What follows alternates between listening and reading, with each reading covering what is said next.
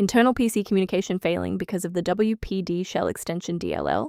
I'm Sophie Chen, a Windows support engineer. Follow me for a safe, engineered fix. Before we get into the technical process for WPD shell extension, you can find a professional diagnostic utility for system environment review. This is the WPD shell extension, the Windows Portable Devices WPD shell extension.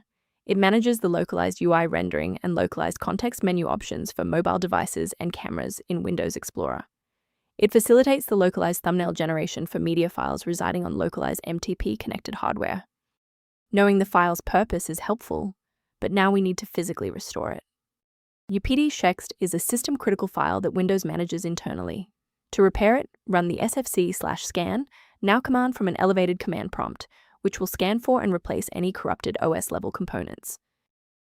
If you're still finding yourself stuck after the reinstall, our next priority is to check for any active blocks in the system path. A full system restart ensures that no background processes are currently locking the WPD shell extension file. A fresh boot allows Windows to reinitialize its library map from a clean state. Take a second to bookmark this page, or hit the like button before restarting. That way, you can easily resume this guide once your system has finished rebooting.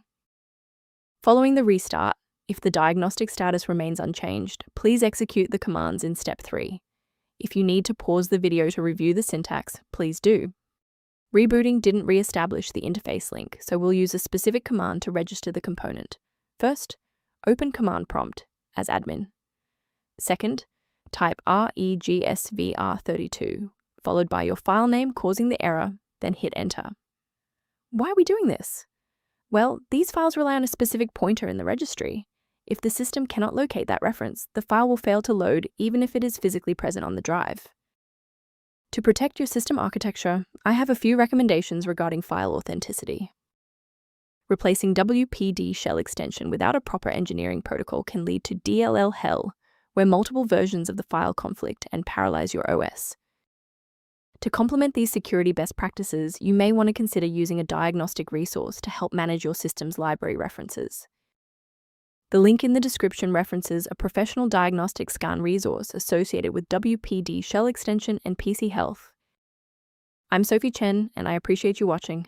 If this guide helped WPD shell extension workflow, please subscribe for more professional troubleshooting and tech advice.